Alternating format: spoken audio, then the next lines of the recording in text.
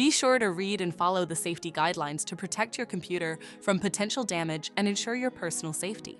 For more information about safety guidelines, see the owner's manual at dell.com/support. Before you begin, turn off the computer and disconnect all the attached peripherals. Before proceeding, ensure your computer is in service mode. To enter service mode, press and hold the B key on the keyboard and then press the power button.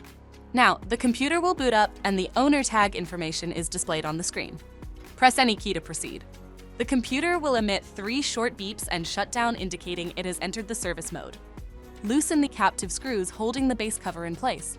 Using a plastic scribe, pry the base cover from the palm rest assembly, starting at the top edge and working your way around to release it from all sides. Now, lift the base cover from the palm rest assembly. If your computer is unable to enter service mode, disconnect the battery cable from the system board. To remove the 5G wireless module, loosen the 6 screws on the base cover. Pry the cover off the system to remove it. Identify the 5G wireless card and unlatch it. Loosen the screw and remove the latch.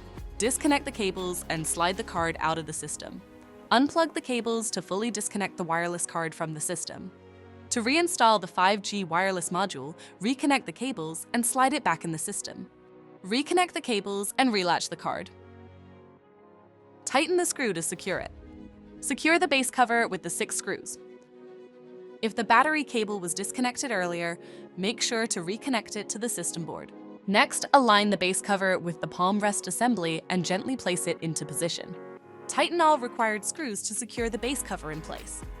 To exit service mode, connect the AC adapter and press the power button. Please note, the system will only power on and exit service mode if the adapter is connected. For more information about your Dell system, visit dell.com/support.